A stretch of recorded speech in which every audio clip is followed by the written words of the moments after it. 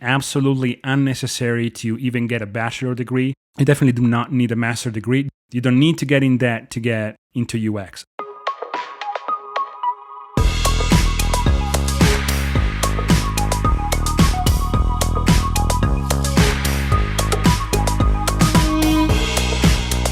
Hello, and welcome to the Industry of UX, a podcast crafted to review, share, and discuss the ins and outs of the user experience industry.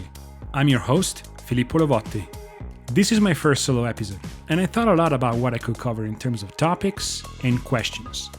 Ultimately, though, I settled with something I've been wanting to do for a while now, answering questions from the user experience subreddit community. This is a very vibrant community, full of interesting topics and thoughtful discussions. I focused on 6 questions, and we'll cover anything from augmented reality to whether or not you need a college degree to start your UX career. Let me know what you thought about the episode by leaving a comment on theindustryofux.com or by tweeting at IndustryUX. Okay, let's dive right in.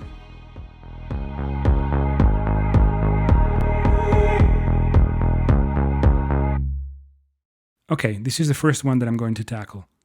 I have seen quite a few job descriptions in my life. Some have done a day in the life where they would describe your typical day as a UX designer.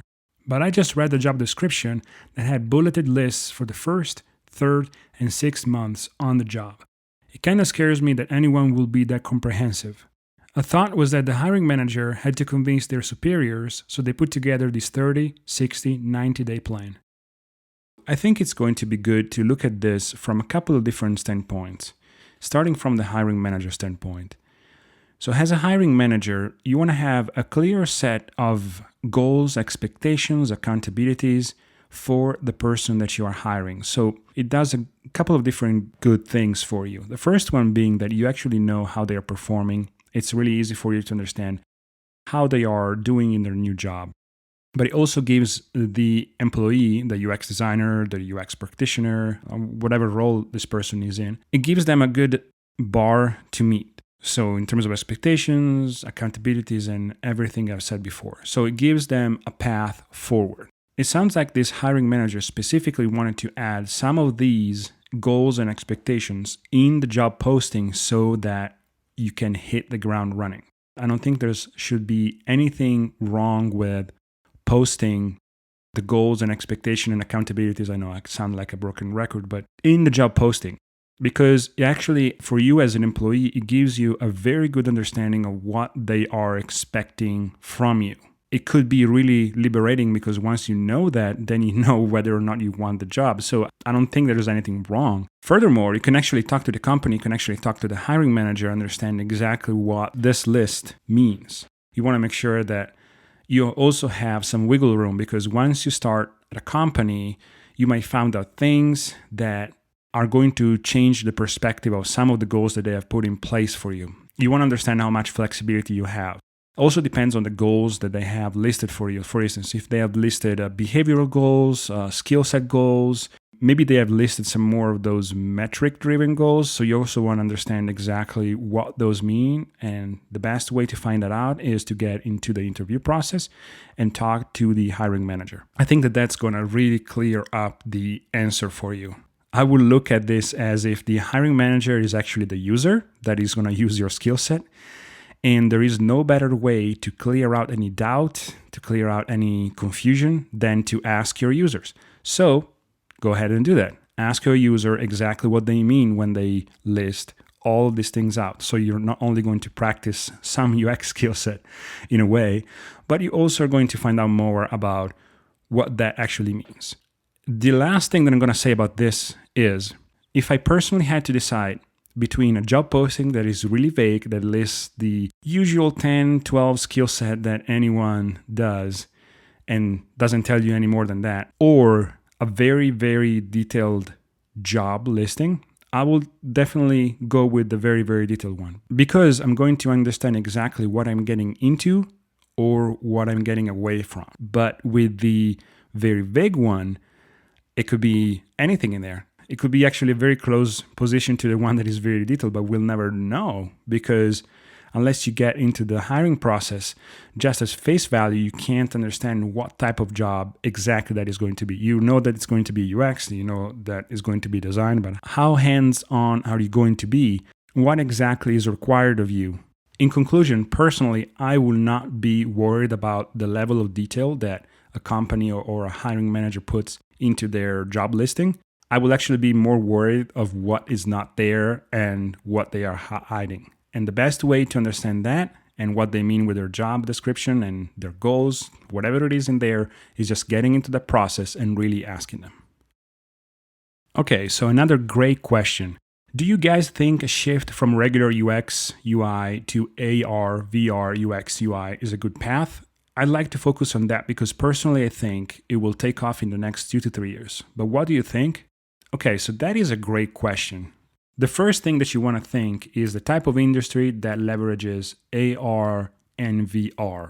I am not an expert in either, but as far as I know, VR is really used for video games mainly, and then it does have other applications, but the majority of it is the gaming industry.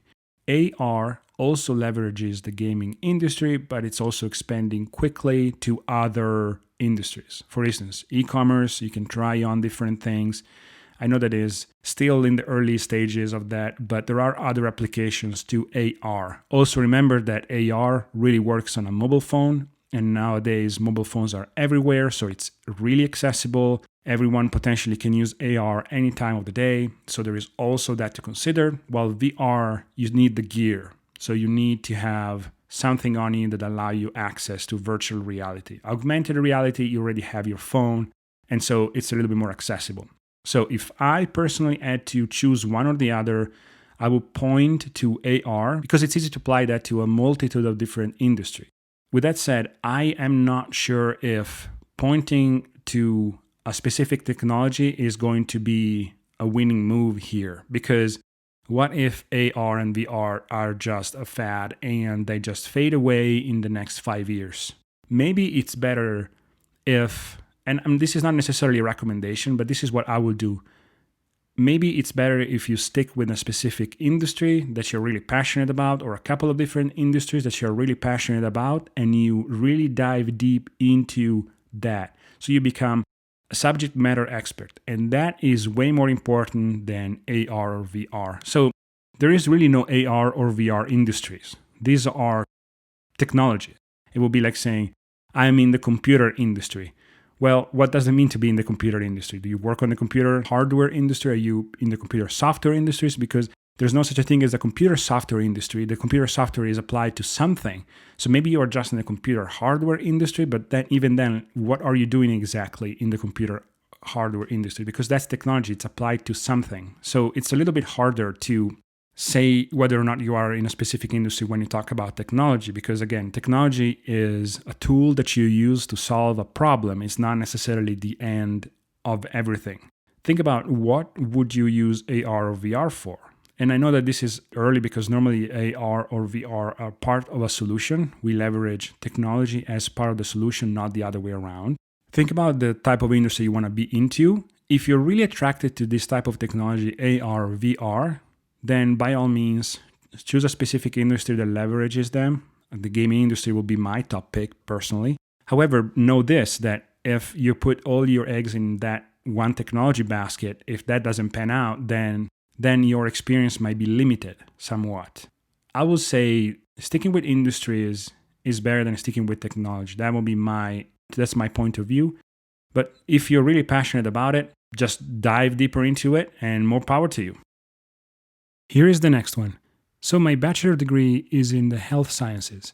I knew I wanted to transition into a different career, so the past few months I have taken college accredited classes in UX, Figma was mainly used, Photoshop, Illustrator, and design thinking. After these classes, I want to dig deeper into UX design. Everyone tells me to just get an internship, but I feel all these internships have high standards and a huge list of requirement skills that basically sound like an experienced UX designer job.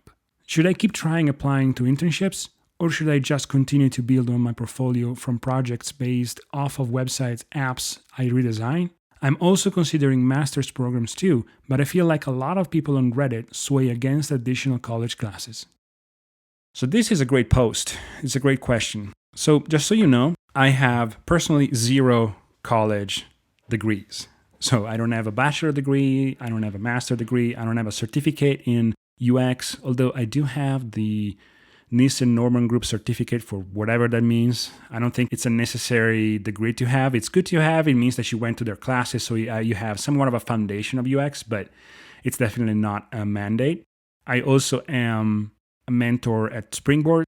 They run a great UX bootcamp. It's a long one, but it gives you a lot of knowledge about UX, so it's something that it's worth looking into. However, going back to your question, I think you're looking at it from a chicken and an egg standpoint, while you could do both at the same time. When it comes to your first UX internship, definitely keep applying.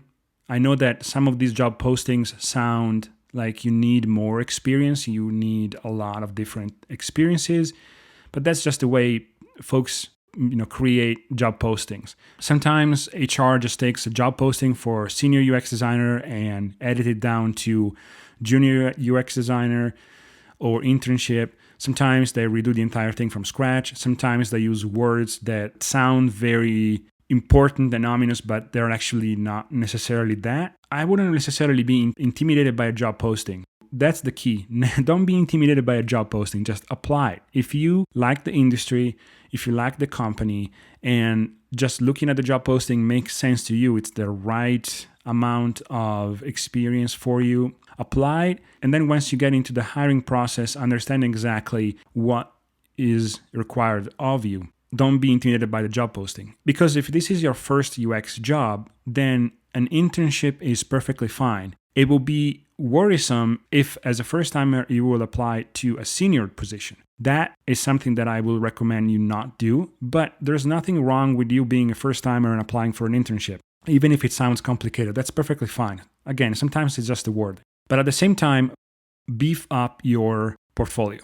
So what I would recommend is don't necessarily work on redesigns. Working on redesigns for a UX position doesn't mean that much. Let me rephrase that. When you look at the redesign, if you only change the UI design based on something, your heuristic understanding of the UI, yes, it gives the hiring manager some sort of information about how passionate you are about UI design and changing it around based on what you think is wrong, but it doesn't really give us, as hiring managers, and I put myself in that position, it doesn't really give us a window of understanding about the way you think and the way you process information. So the best way to do that is with case studies. So even if you have a redesign, just put it into a case study and explain why you did what you did. I know it's not the best thing, but if you leverage UI principles that are legit and you can tie that to UX, then it's better than nothing. However, the best thing that I could possibly recommend is to do some research, find an industry that you're passionate about, understand a problem that this industry has, and brainstorm a solution and come up with something that way. Because when a hiring manager looks at your portfolio, you being a junior or this being your first job, it tells us that you understand what UX is about. Because even as an intern, yes, you are there to also learn about UX, but it doesn't hurt to come in with some level of experience. You shouldn't be coming in with a huge portfolio, because then you wouldn't be an intern. You are likely to be either a junior or you will be mid-level or whatever it is, but some level of understanding of UX. You don't have to come up with 10 case studies. This is not necessarily a recommendation because I wouldn't want you to follow this to the T, but what I will do nowadays is come up with a good design for my portfolio that the hiring manager can look both on their phone and their computer. Easy to understand case studies. Maybe I will just have two, so you don't have a single one, but you have two, so you can reinforce some level of design thinking or UX foundation. And then that's it. Have a nice resume that speaks to UX with branching out a little bit about what you do outside of UX, so we can understand you as a person.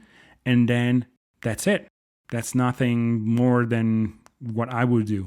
Because again, at the beginning, you likely don't have any experience. So whatever you did in school, in a boot camp, or if you didn't do any of that, just come up with case studies of industries that you're passionate about. And then again, as I said before, find a solution for some sort of solution based on some sort of data that you can find either with secondary research or just by running some impromptu interviews. You can interview your family and put them down as users. You can interview your friends, have some sort of user input or secondary research, and then you deliver that. It's okay. You don't have to go all the way to design. You can stop at wireframes. You can stop at user flows, but have some sort of foundation of UX that tells us, hiring managers, that you understand what the industry is about. That's it. Because then we're going to take you on as an intern and we're going to shape you as a UX designer or a UX researcher, whatever it is. And we also have another question about getting a master's degree to get into the field. Again, absolutely unnecessary to even get a bachelor degree. You can just go to a boot camp like Springboard, or there are other boot camps out there. I'm not sponsored by Springboard. They're not paying me to say this, but that's the boot camp that I know. There are other boot camps out there. I think Greenhouse has something. I think Udemy has something else. They're not necessarily as structured and as lengthy as Springboard, but you can definitely do that. You definitely do not need a master's degree. You don't need to get in that to get into UX. I personally have been in the field for 15 years and I have 0 formal academic degrees in UX or in any other subject for that matter. I finished high school and I got an internship right after high school, right away into design, and I have been doing that since then. I got my early clients as soon as I got out of that internship. So I did not get a formal degree. I just did the work. That's a way of doing it. You can also do a boot camp. You can also go to school for it. You can study computer science. You can study. I have a colleague that is a PhD in neuroscience. So definitely you can do it that way. There are many, many ways you can do it. I personally will recommend to go through a boot camp and do the work, because that's how you are going to get jobs, by showing work, do the work, and show that you understand what UX is about. As a hiring manager, I wouldn't necessarily be as concerned with your academic training as I will be interested in looking at your case studies and hearing you articulate your case studies. That will be my go-to. So you don't need to go to college. You just need to have a good understanding of UX, and you can have that in many, many different ways without getting yourself into debt. If you are passionate about college, if you want to have that level of academic knowledge, then yes, sure, go to college. If not, not needed. This next question is a little bit different and deals with the psychological aspect of the job. It is not an uncommon topic of conversation in UX, and we all deal with it at some point or another. Is anyone dealing with imposter syndrome? Any idea on how to combat it? I think that at a certain point, everyone deals with imposter syndrome. I don't think there is anything wrong with feeling it, especially if you, say, get promoted early in your career, or there are many, many ways that you can feel this. But maybe imposter syndrome can be perceived in UX because a lot of the times you don't build what you design, and so you don't necessarily see the huge impact that you have overall on the product. You only see the design, and then the developers are the ones that build it. So there might be that fact that you don't think you have overall impact on the whole thing, when in reality you do. But there are many ways why you could be experiencing imposter syndrome. It's not just one thing. That will definitely be the one that I described, will definitely be one reason.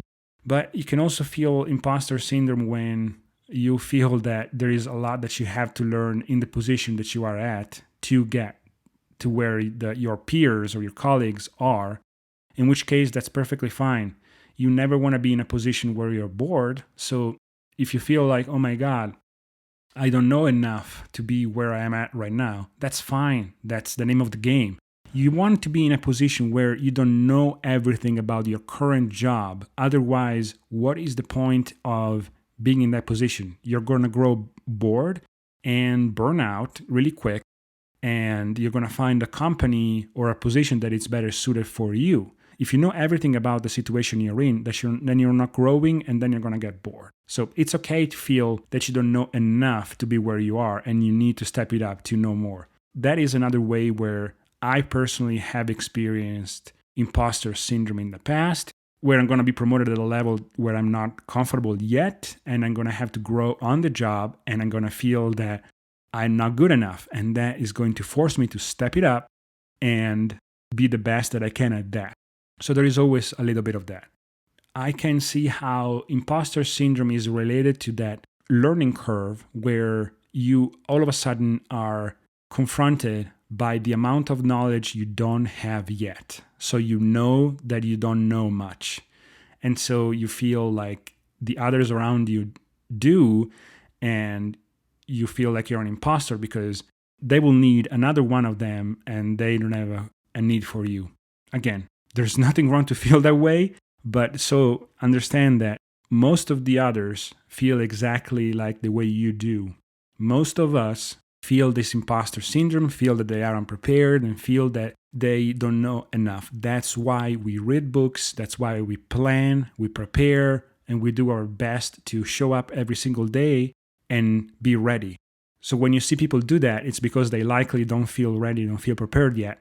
So there's nothing wrong to feel imposter syndrome. As long as it propels you to do better, I don't think that there is anything wrong with it. If it's blocking you from doing anything, if it's stopping you, if it's making you feel jaded and there's nothing that you can do to overcome it, then I will definitely seek help, because there's nothing that I can tell you right now that can potentially help you. I don't know your situation enough. Maybe if I knew it better, I could potentially help you, but there's no blanket way to just solve for imposter syndrome. We all feel it. We are all in the same ship, so we all feel it. You're not absolutely alone.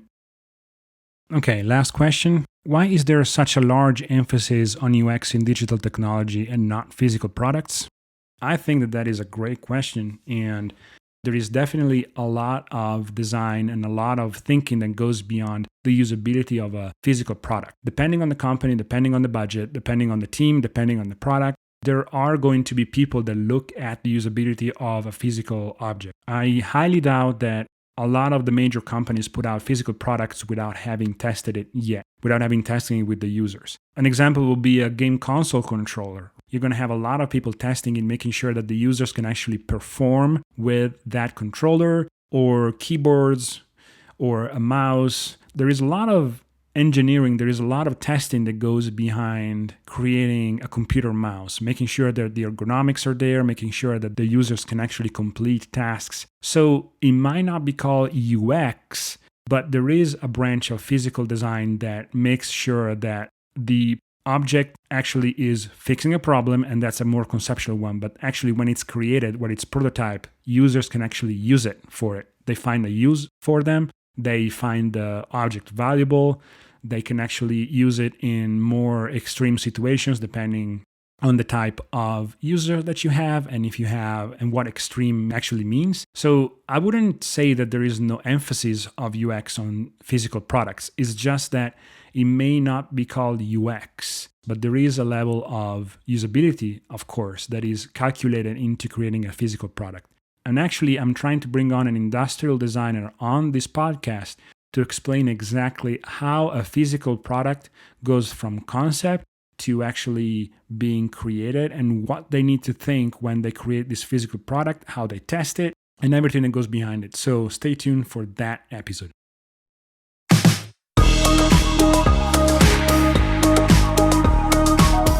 If you want to learn more about me and my UX career, you can check out my website at filippolovotti.com or find me on LinkedIn. Also, don't forget to check out our website at theindustryofux.com.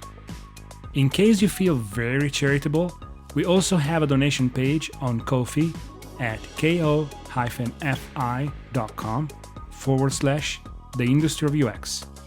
A big thank you to Demi He for the post-production work. If you like this episode or have any feedback, you can tweet at IndustryUX or leave a comment on theindustryofux.com and let us know. But if you really want to help or say thank you, please leave a review on Apple Podcast. Thanks for listening, and I'll talk to you next week.